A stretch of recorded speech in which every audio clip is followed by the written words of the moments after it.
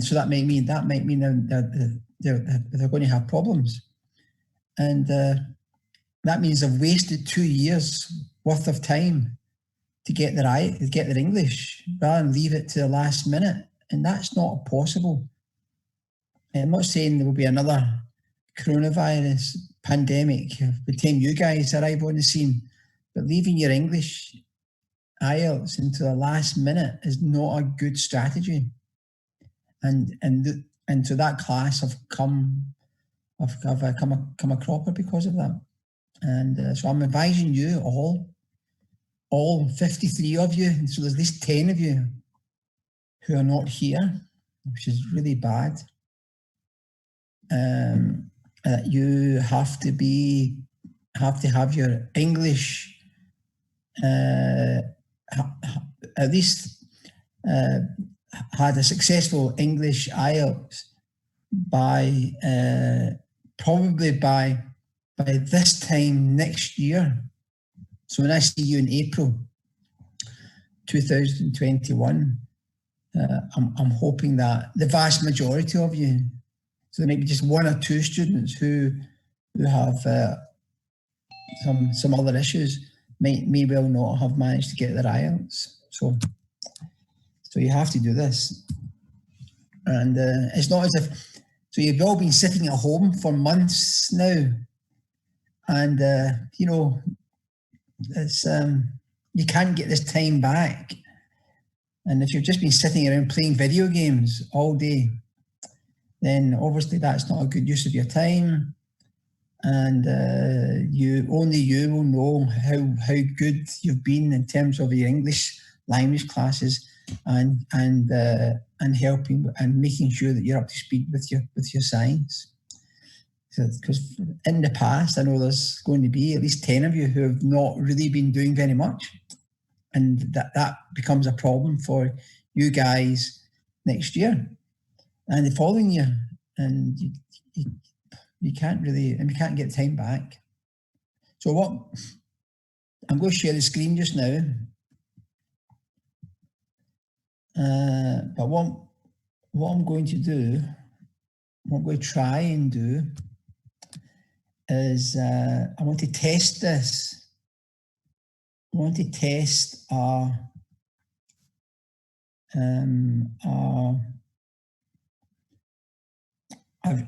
RAIN class code to see if I can run a quiz via RAIN Classroom. So you should be able to see the QR code. So you should be able to scan the QR code, I'm hoping.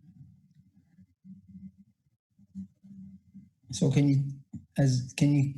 do that? Can you scan the QR code?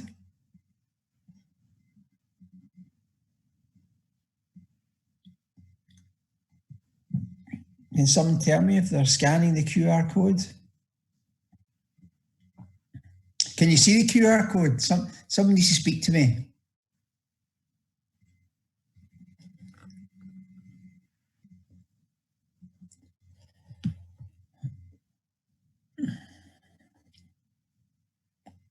No, I don't see the QR code. You don't see the QR code? Okay, let me see.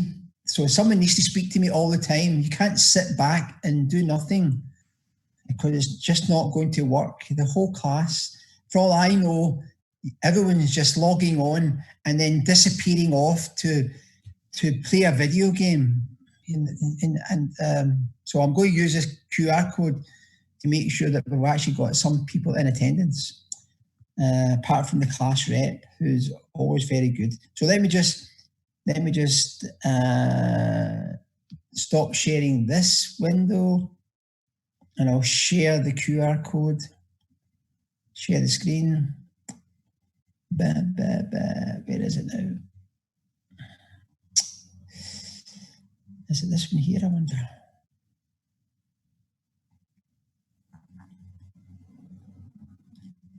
Can you see it now? Yes. Yes. Good, okay. So yes. So scan that code and see if let's see if we can do something with it.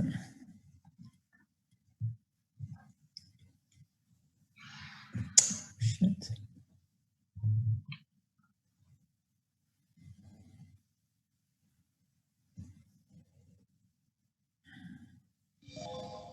So is it working? Does it work? Yes. Yes. Yeah. Use WeChat. Yes, exactly. Yeah, with WeChat. Yeah, of course. What else? WeChat. You've used Rain Class before.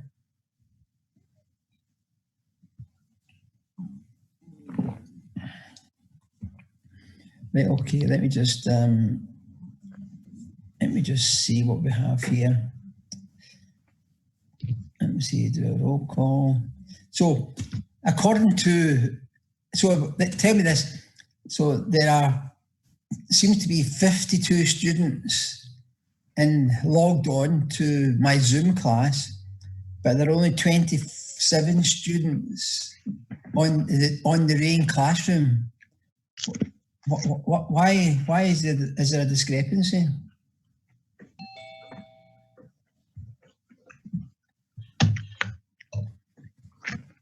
Can someone tell me why there's a discrepancy?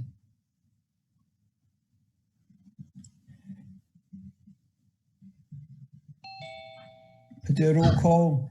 There's 27 students. Can someone speak to me? Does anyone know why? Is there a problem with the WeChat, or is there a problem with something else? Does anyone know? Does anyone know? Maybe you can share the code again. I think maybe they didn't saw it and. Yeah, Okay, let me just do the code again.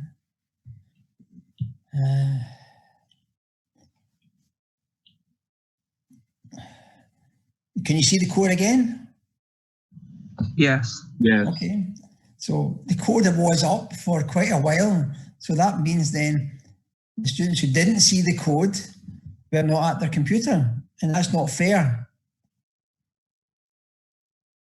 What's the point of me giving lectures to empty rooms?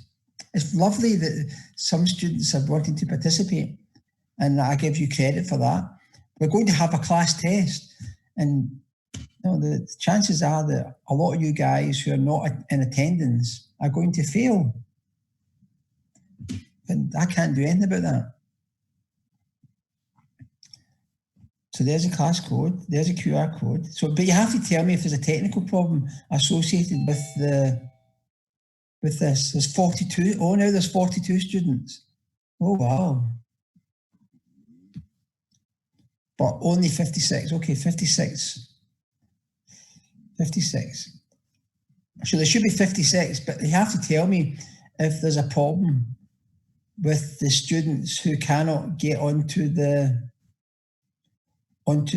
lecture for today. You can see this lecture, can't you? Yes. Good. Okay, that's super. Let me just. Where's my pointer? I've lost my pointer. Just give me a second while I try to locate it.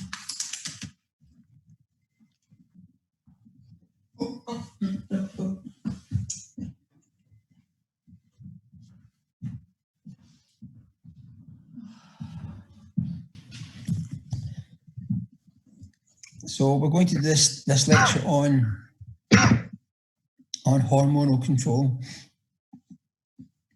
and again, it's a lecture series that was written by this guy here, Robert Drummond, which I guess you'll meet later on. And the class is based around this, again, the same book, Brooker, Biology, Chapter 50, Endocrine Systems.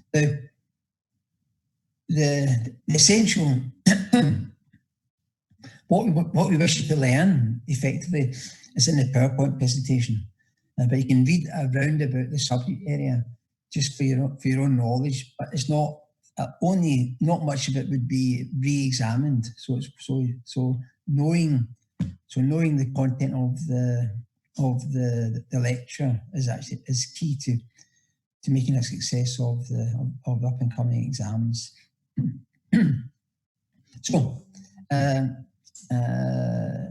really it's about extracellular communication, and extracellular communication occurs by two things: through the nervous system and through the endocrine system.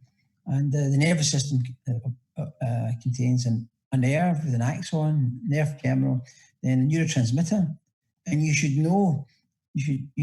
start to know the names of the main neurotransmitters that are released from nerves, and that's acetylcholine and noradrenaline. And so acetylcholine and noradrenaline released onto a receptor, a postsynaptic target, which could be a gland or a muscle or whatever it might well be. Then for the endocrine system, there's actually so this is a very fast process. And for the endocrine system, there's a secretory cell or an endocrine cell which releases a substance, and that substance eventually gets into the circulation, blood vessel, which then carries it around the body to eventually meet its target cell.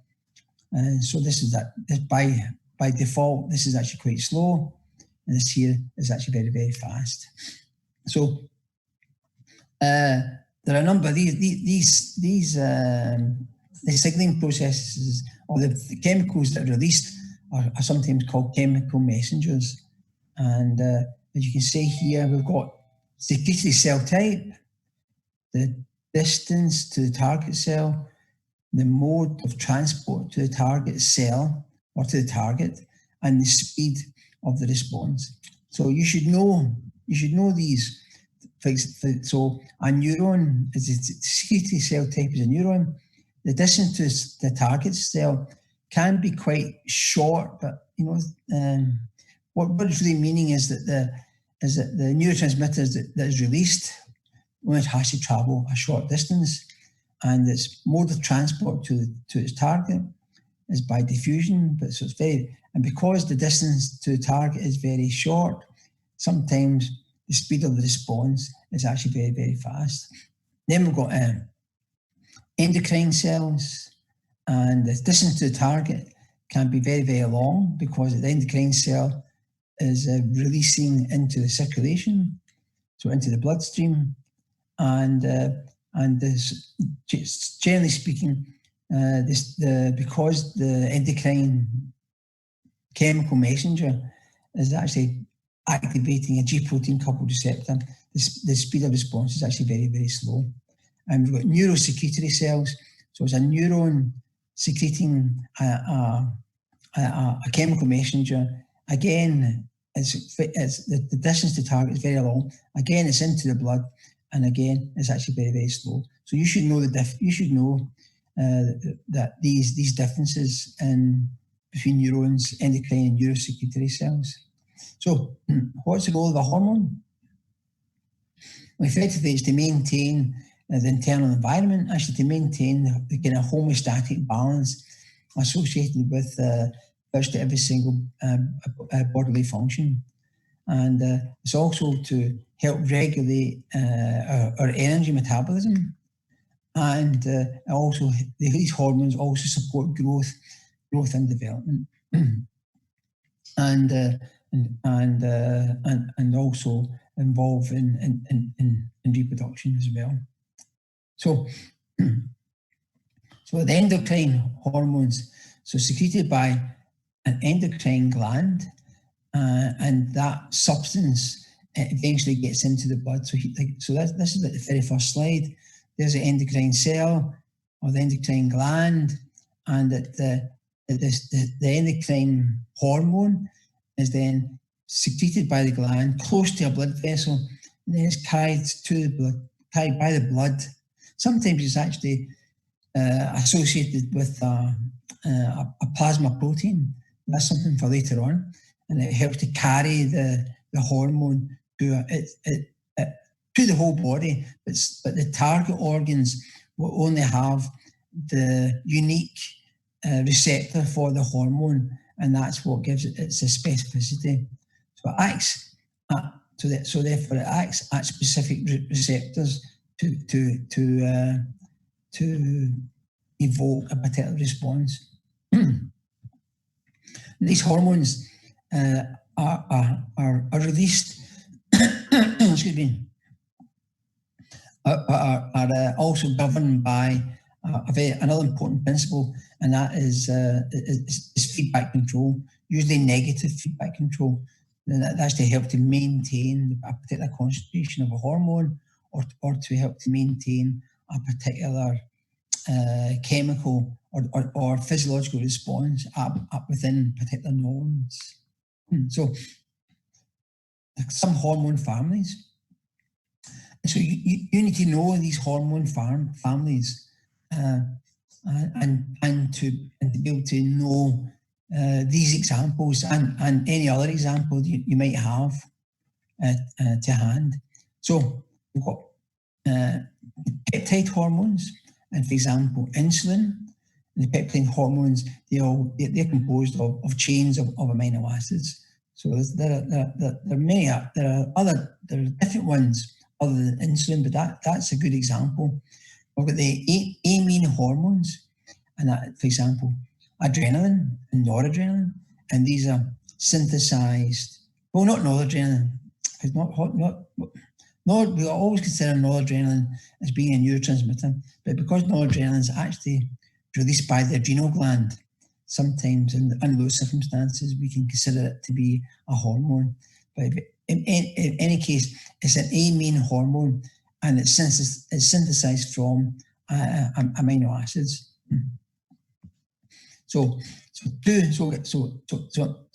amino acids, dietary amino acids, are important for both the manufacture of peptide hormones and amine hormones.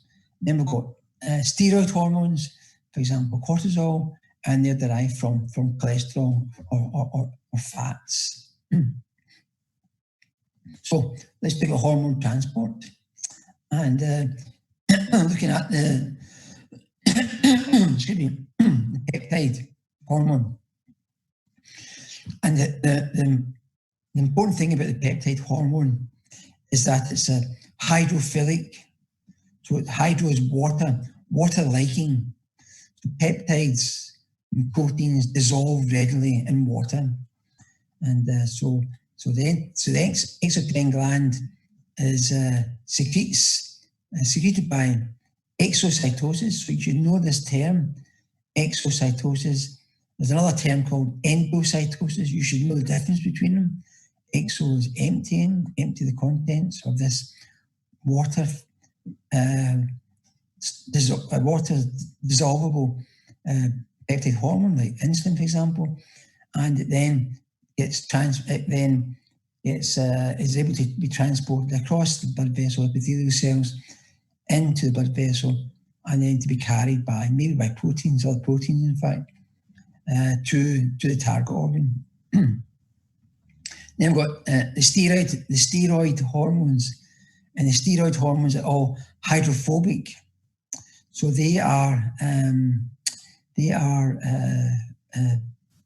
don't readily dissolve in water. So secreted by diffusion. So it could be, in this case, because they're hydrophobic, so they're water hating. The other term for that is lipophilic. A lipophilic compound easily can cross the lipid bilayer on the endocrine cell, and then associates itself with the blood vessel. And some of these hormones are also bound to carrier proteins like albumin, which helps for these hormones to be carried long distances. So this was insulin. Insulin was actually it wouldn't be bound to anything. It would just be transported. This was cholesterol. Cholesterol would be bound to a protein, the albumin, and which would then help it to carry in the bloodstream. So the important thing is that peptide hormones, the hydrophilic. Excuse me a second.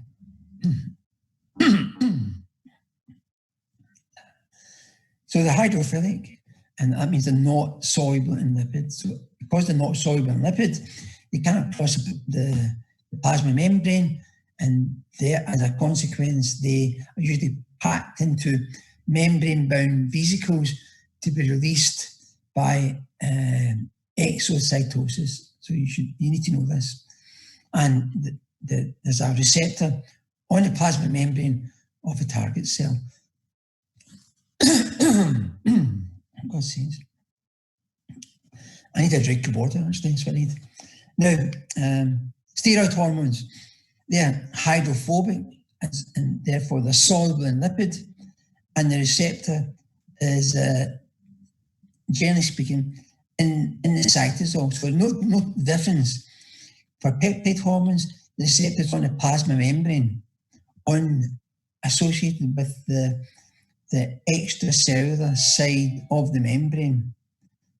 And that's because the water-loving hormone has to bind to the water-facing surface of its target, which is a transmembrane receptor. Whereas the steroid hormones, they're soluble in lipid, they can cross the lipid bilayer, and therefore some of their targets are inside the actual cell itself. So the receptor is in the cytosol. These hormones, usually they've got a very, very high specificity. So the receptors generally bind to only one chemical messenger. This is all this is showing is we've got two messengers, messenger 1, messenger 1 and messenger 2. Messenger 1 is like a peptide hormone. Messenger 2 is like a lipophilic hormone. So we've got receptor A, which is a transmembrane receptor, and the extracellular domain is in the water in the extracellular fluid. So the transmembrane domain, and we've got the extracellular component of it sticking out into the aqueous phase of the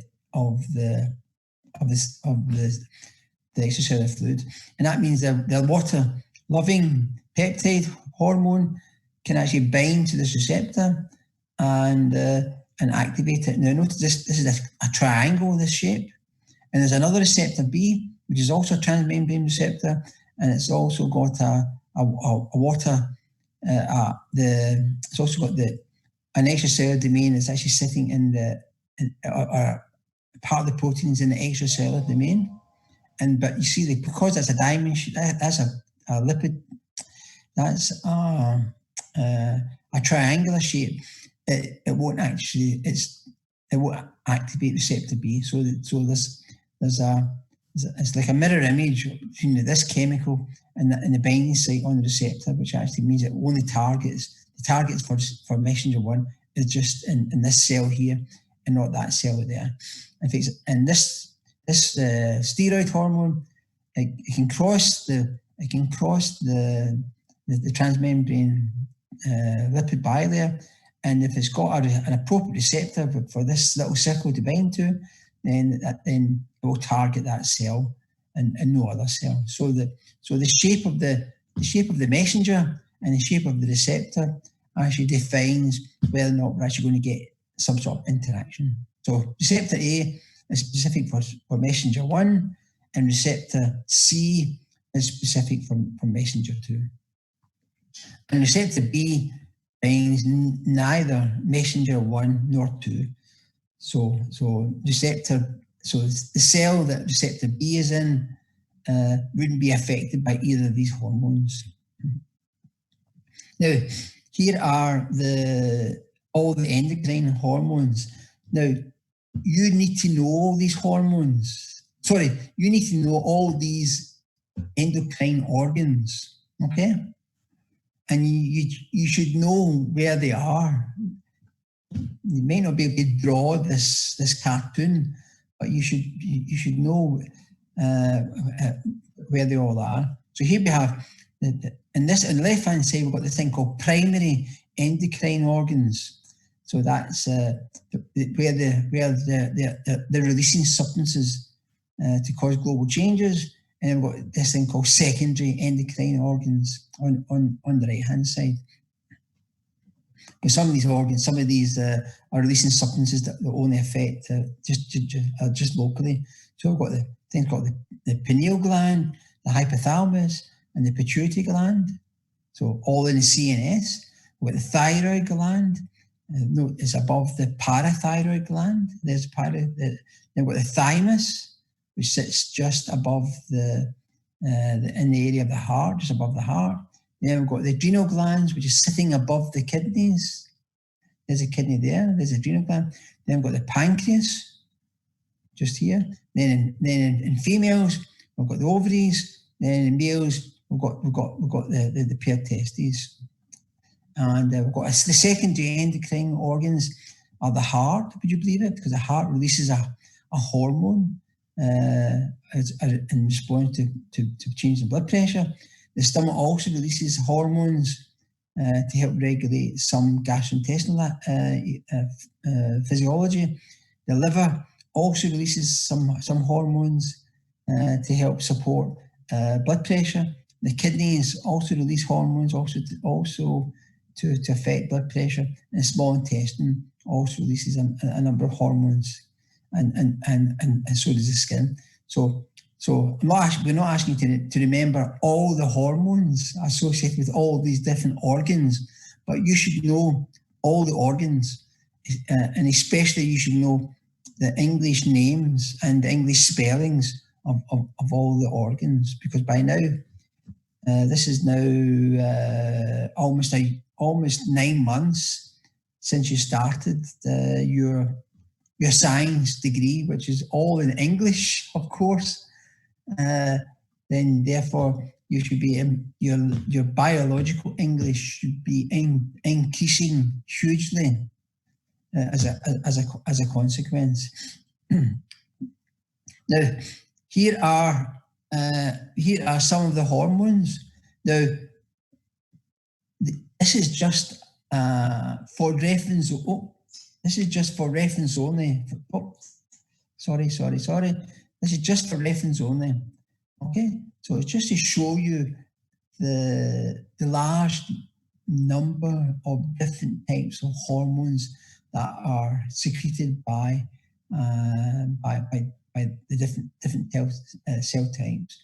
And so here we have. Now I was talking to you about the adrenal gland, the adrenal medulla. So in this example here, we've got epinephrine. So you should know that epinephrine is in fact adrenaline. So epinephrine is the American pronunciation or spelling for adrenaline, and norepinephrine is noradrenaline. We won't punish you if you use epinephrine and norepinephrine, but you can't in one sentence write epinephrine and then adrenaline, because that almost implies that you don't know what you're writing about. So you can see in the gastrointestinal tract, large numbers of different hormones being secreted, and for the sex organs, so for the ovaries and for the testes, huge numbers of hormones being released. So just for your interest only, and you can't even read this slide. That's why it says for reference only. So it's just to illustrate to you that the field of hormone physiology is enormous. Now, stimulation of the endocrine glands. So these endocrine hormones control various bodily functions, and it's essential to have a mechanism that switches on the hormone when it's required, and even more so, to switch off the hormone when it's not required. So there must be a way to trigger the release of the hormone, and there must be a way to actually prevent the hormone from being overstimulated and over-released, because underactive hormones and overactive hormones both result in abnormal changes to the target organ. So hormonal stimulation. So hormones are released by one gland, influence secretion of other hormones, i.e. Trophic or tropic hormones. And that's, and then we've also got, so that's hormonal stimulation. So a hormone being released stimulates the release of another hormone. Okay, so you've got that one hormone's released, then that hormone then stimulates the release of another hormone. So two hormones effectively driving the physiological response. And then we've got humoral stimulation. So blood levels of ions, nutrients, bile, and other compounds stimulate hormone release. So it's humoral stimulation. So you should know the difference between hormonal stimulation and humoral stimulation. Then we've got a neuronal stimulation. That's when nerve fibers activate the hormone to be released. So it's basically three ways in which endocrine glands can release the hormones. So here we have the two of the kind of more important glands that regulate a large number of different biological functions, and they're both effectively located within the central nervous system, at the kind of basal part of the brain. And we have the hypothalamus, and we have the anterior and the posterior pituitary gland, and we have this infundibulum. So you should know the structure. You should know there's an anterior and posterior pituitary gland, and we've got this connection between the pituitary gland and the hypothalamus is called the infundibulum. Okay. So the posterior part is called the neurohypophysis.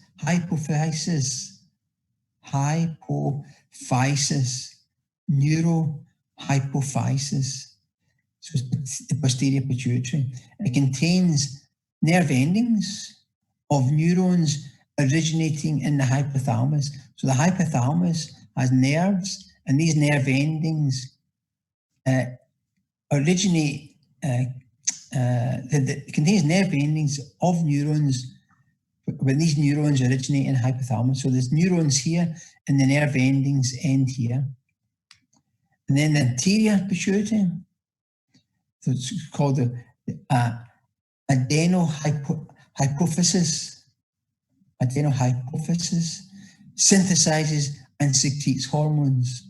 Okay, so they have two different functions. So you should remember what the differences in the names of the posterior and anterior pituitary gland, and one contains nerve endings and one synthesizes and secretes hormones.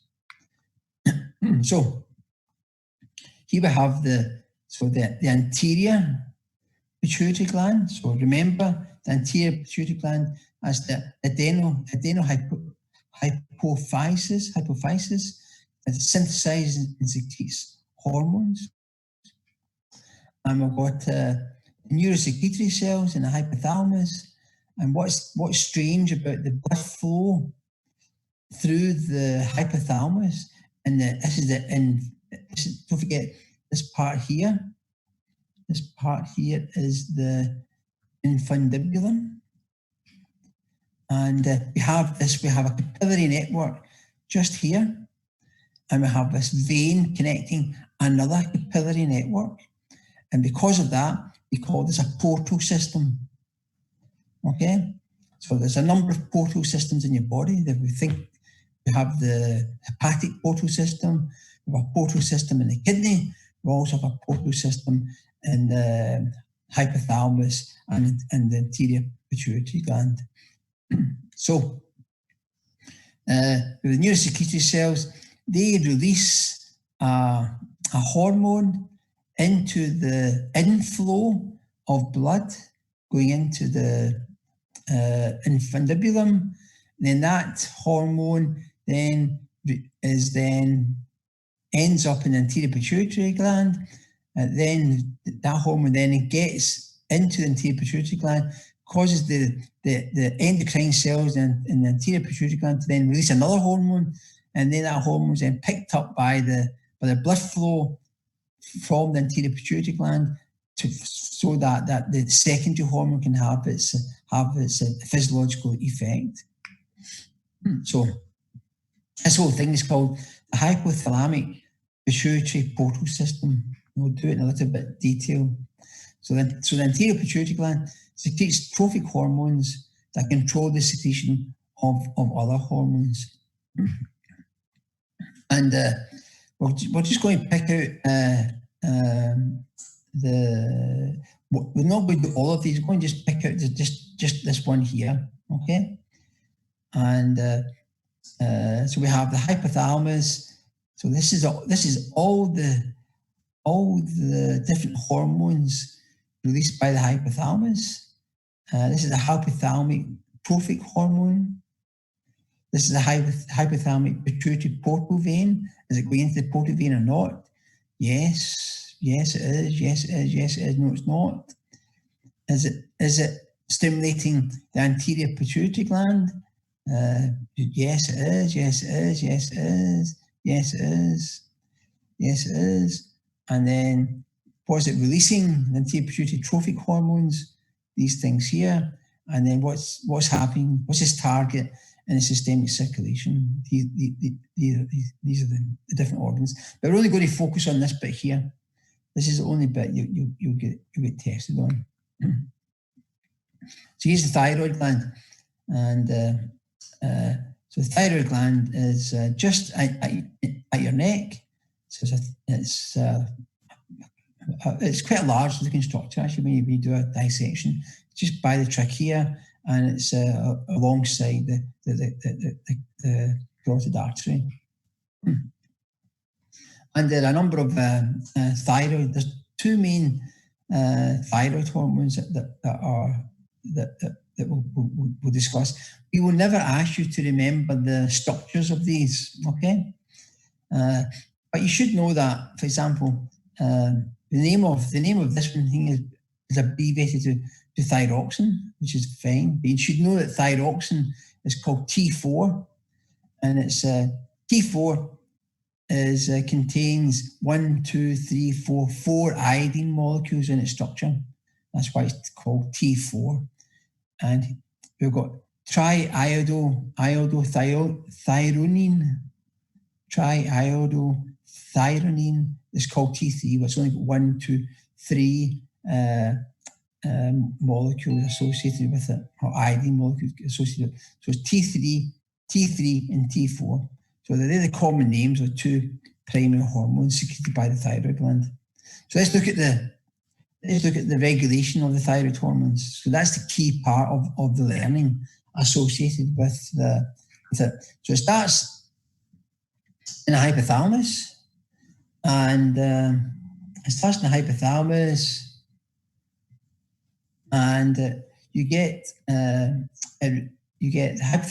this substance, thyrotrophine releasing hormone, TRH, being secreted, and then that then acts on the anterior pituitary gland, and then that causes the release of thyroid stimulating hormone, or TSH, secretion, and that then this target organ is the thyroid gland, and the thyroid gland releases the thyroid hormone. So we get the secretion of the thyroid hormone, and then we get the response to the target cell. So that's the response. So we want you to know this pathway, so you can write it out.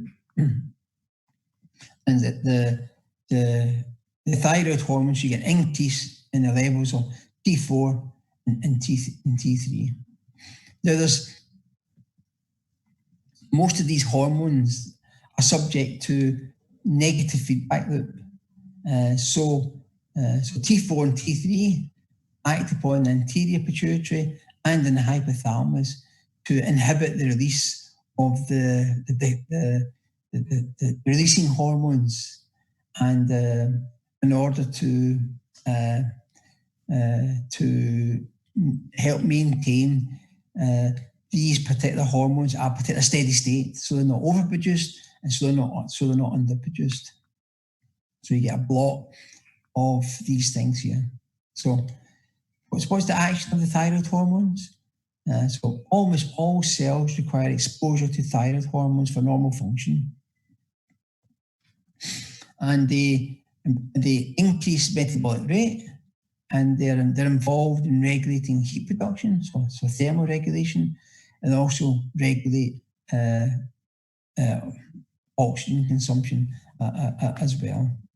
And they increase what's called the basal activity, so they increase the resting activity of the cardiovascular system. So they have a profound effect on all major cells, and all major organs as a consequence are under the influence of these thyroid hormones, and they stimulate growth and development.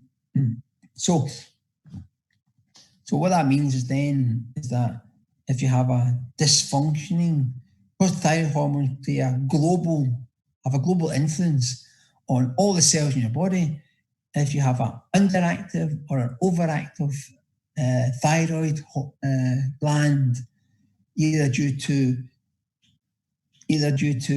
a disorder of the hypothalamus, or a disorder of the anterior pituitary gland, or a disorder of the thyroid gland,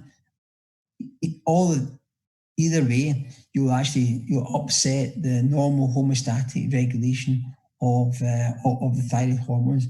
You may get an over-secretion or an under-secretion of it. In some ways, that's why it's quite a challenge to find out where the problem is when someone has evidence of too much or too little of these thyroid hormones, because there are a number of places where the hormone is being regulated. So let me skip forward. So let's look at hypo, so small, or low, I should say. Hyper is when something's very big. Hypo is when something's low. So hypothyroidism, low levels of the thyroid hormone, and what are the consequences of that? So if you're an adult and you have an underactive thyroid levels or low levels of the thyroid hormone, and it's just coming on slowly but surely, what the symptoms would be: you would gain weight. You gain weight because you're eating normally, but you're not consuming this. The calorific consumption is not as great as it should be because you're feeling a little bit tired, and there's also a danger that you get this thing called edema. This is a UK spelling of, which is swelling due to fluid accumulation. Now, hyperthyroidism, so high levels of the thyroid hormone, and now because all your cells are working to a greater extent, so there's more oxygen being consumed, etc. There's a tendency for somebody to maybe lose weight because the hormone increases increases the basal metabolic rate. Maybe it also changes the set point for your core temperature. You actually might sweat because you're actually having to lose heat by evaporation, and sometimes you get this thing. You get an abnormality of the eye as a consequence as well, which we'll see in a second. So here's a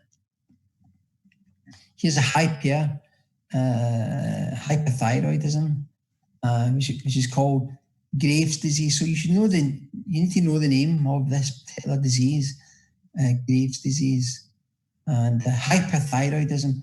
And you get this thing called, this is called a goiter, which is a swelling of the thyroid gland. What's happening is that the thyroid gland is actually trying to compensate for it being underactive, and this, as a consequence, the thyroid gland tends to get larger in order to compensate for the lack of hormone being produced. And we get this thing called I kind of hardly pronounce one, exophthalmos, which is protruding eyeballs. So you get this, it looks like someone staring at you, but in fact the eyeballs are being pushed forward in the eye. So these are extremes, of course, of the disorder, but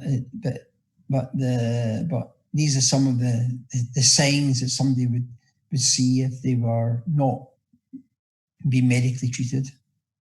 So so this here, some of this thing is called thyroid stimulating immunoglobulin. So hyperthyroidism, so too much of the hormone.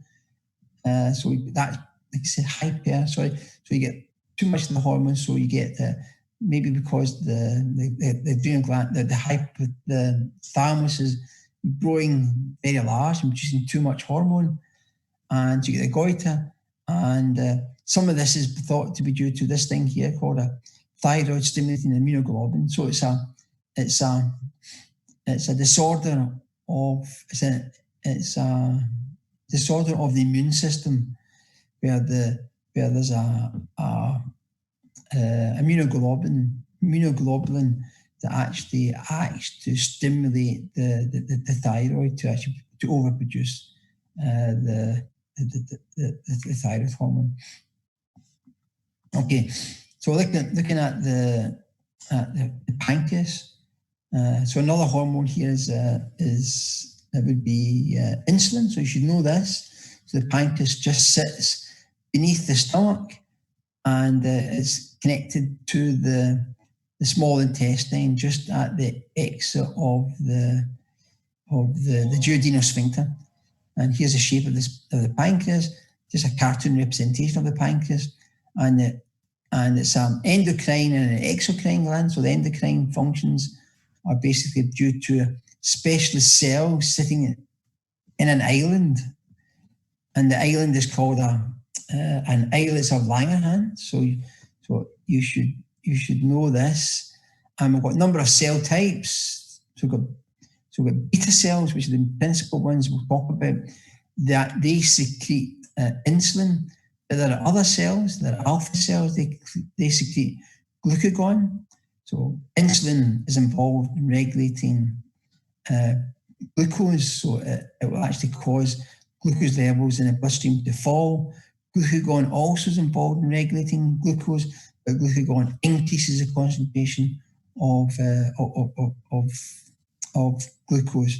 And there are also things called delta cells, and they secrete something called somatostatin, and somatostatin regulates some of the function of both alpha and the beta cells. And then we've got this thing called F cell, and that secretes a pancreatic polypeptides. So exocrine pancreatic acinar cells and ductal cells. So these are important cells that are that are involved in regulating some key functions of physiology. So looking at insulin, so discovered in 1922 by this guy called Frederick Banting and Charles Best. So you should know these names. It's a protein hormone composed of 51 amino acids. So you should know the number of amino acids it's composed of, not the structure, just the fact it's 51 amino acids. It's made in two distinct steps. There's this pro insulin is then made into proinsulin, which is a pro-hormone, and then eventually into insulin, which is the hormone. So that's the substance that's packaged into vesicles because it's a water-soluble peptide. So we'll do a little bit of insulin secretion, all the effects of insulin in one of the workshops. But this is a pathway. This is a bit that we wish you to know in terms of how insulin regulates blood glucose levels. So you had your breakfast not that long. Sorry, I had my breakfast not that long ago. You may well have had your dinner or your tea not that long ago, and because of that, if you had any carbohydrates, so I had some cereal. You may have had some noodles or some rice, and they're complex carbohydrates, so they actually would then be broken down into more simple sugars like glucose, and then therefore, and they are absorbed by the gastrointestinal system, and so you get an increase in the concentration of blood glucose shortly following a meal, and that increase in blood glucose is actually detected by the beta cells of the pancreas. And we can discuss how that happens later on, but the glucose is detected by these beta cells. As a consequence of that, the beta cells increase the levels of insulin secretion, and the insulin is then released into the circulation. The insulin then binds to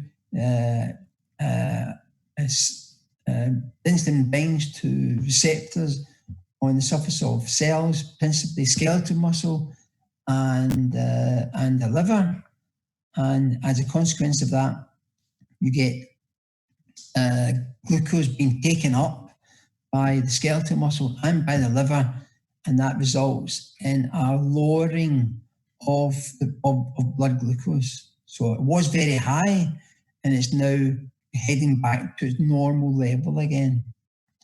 And when a level goes down, this whole process is subject to a negative feedback loop. So when the levels start to fall close to back to normal again, you get it interrupts this pathway, so that insulin, the increase in levels of insulin production is actually curtailed as a consequence of the fall in blood glucose. Now, actions of insulin. So an extracellular receptor with a pocket for insulin. This is the insulin receptor, and we've actually got we've also got what are called glucose transporters. It's not really a channel in some respect. It's more like a transporter, facilitated transport rather than an ion channel. But it doesn't matter. What you need to know is that when this receptor is stimulated, there are membrane-bound vesicles containing lots of these glucose transporters. They then bind to the membrane, and you get an increase in the number of these transporters on the membrane. And with an increase in the number of transporters on the membrane, you then cause more glucose to enter the cell and to be removed from the circulation. So the glucose is pumped into or is transported into the liver, that then converted into glycogen, and also can get into muscle, converted into glycogen, and then and also if there's an excess if there's an excess, then it can be converted into other substances, maybe converted into fat. So insulin binding to cells in the liver, it increases glycogen synthesis. So it promotes the synthesis of glycogen. So glycogen is basically just as lots and lots of glucose molecules stuck together. They form a huge network, like a tree, and makes sense that the glycogenolysis. So glycogenolysis is when glycogen is broken down, lysis. So the the breakdown of glycogen is reduced. And then in muscle, the same thing happens, increase in glycogen synthesis and a decrease in the lysis of glycogen.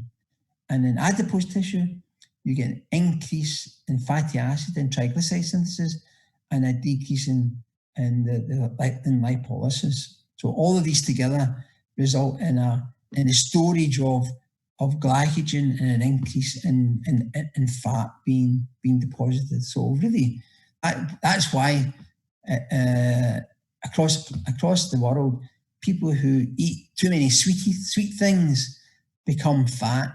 And in fact, you get this thing called a fatty liver syndrome, which actually may have long-term health implications in adults and in children.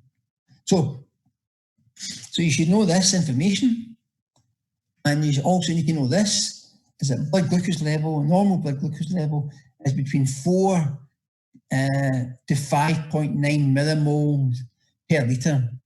So between 4 and 5.9 millimoles per litre. That's before a meal. That's fasting. So that's why if you ever have to get your glucose levels measured, they always say to you, they will measure it after an evening fast. So you go to bed, you wake up in the morning, then you measure your blood glucose levels, because by that time, if you've got normal insulin, your blood glucose levels should have fallen back to its resting value again. And we'll see that in the simulation, the effect of altering the amount of carbohydrate, the amount of glucose you have in your diet, to see how that influences the levels of insulin and glucose. And it rises to about 7.8 millimole 2 hours after a meal. So what that effectively, you can use these numbers to determine whether or not someone has a disorder of insulin secretion. And you get this thing called hyperglycemia, and that's high blood glucose, hyper, always, that means high. And that's when before meal, after you've rested, if it's greater than 11 millimole per litre, 11 millimolar, that's defined as being your hyperglycemic. And some of the symptoms associated with that, so you'd probably go to the doctor if you were always being very thirsty, or you had this thing, polyuria,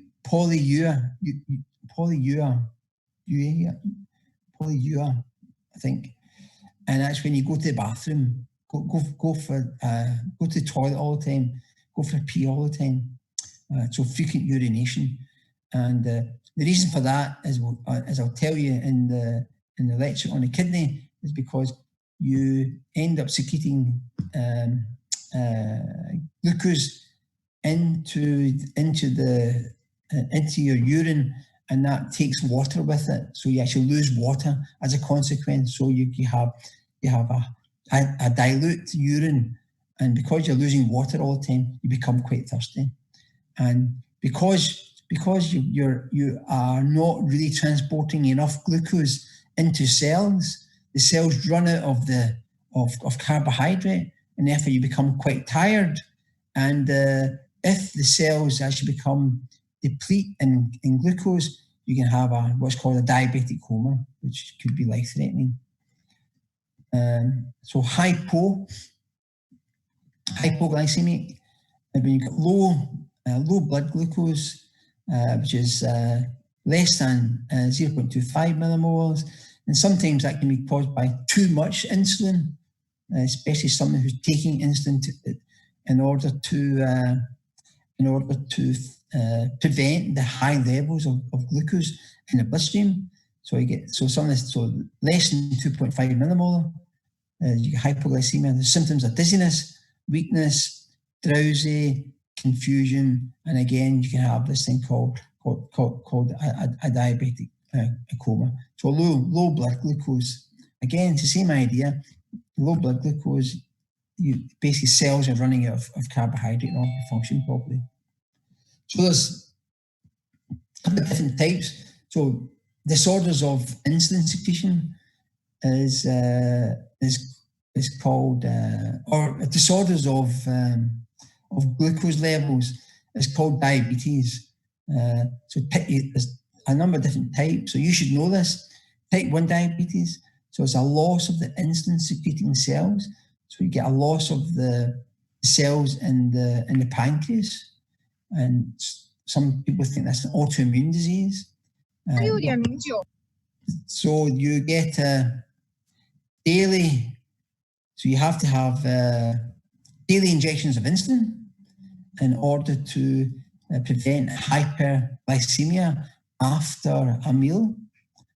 And for somebody who's diabetic, if the levels of glucose are not well controlled, they have a number of long-term implications, or a number of long-term complications. So I think if I go back to my example of a coronavirus across the world, people with high blood pressure and people who are suffering from diabetes seem to be more likely to have serious consequences associated with coronavirus. And that's because they are, physiologically speaking, are a little bit impaired as a consequence of the diabetes. So it's good not to be diabetic when you're older, or even when you're younger. But because it's an autoimmune disease, sometimes it can't be helped. You're just unfortunate that your genetic makeup actually predisposes you to type 1 diabetes. But you can see you have cardiovascular disease. You get things called damage to the eye, which is called retinopathy. So you have to remember these terms. Damage to the eye is called retinopathy. Damage to the kidneys, nephropathy. And damage to the nerves, neuropathy. Okay, neuropathy. So remember these terms. And that you can do a little bit of additional reading. So we just talked about type 1. There's another one called type 2 diabetes, which you can do a little bit of reading about as well. And this time, rather than a loss of insulin secreting cells, it's a loss of the ability of the cells to respond to insulin. So it's still insulin still involved in the process. Okay. Okay, so let me just stop sharing. Okay, so that was not too bad. That was 59 students at the lecture. It takes some time to get you there. And I think there's an audio file that you should look at or should listen to, because the audio file, is, like I said, is a really important additional supplement to your understanding of these subject areas, and will also help you with your English listening and comprehension, which many of you will need, because English is not your first language, and therefore it's an area which you should continue to work on. I'm glad to hear that quite a few of you have got excellent English, and we really would like the whole class to have that same standard. It's just a matter of working hard on both the science and the English. So we'll meet again tomorrow, same time. I've still to think about whether or not I'm going to run a quiz for you. Might just wait until I finish the class on the kidney. I think I might just finish the class on the kidney, and then I will then sit down and prepare a RAIN class for those that can manage. But everyone can get involved. It's not going to be assessed. You can assess yourself how much you know. And the topics that I will choose will be just the topics that both Annette and I have lectured on, and then I'll tell you more about the class test subsequently. Okay, everyone. So that's 11:15 in Glasgow. I guess that must be 6:15 in Nanjing. So hopefully it's been a relatively productive day for you all. Okay. So I will then speak to you tomorrow. Okay? Okay. Okay. Bye. Okay, then bye for now. Bye. Bye.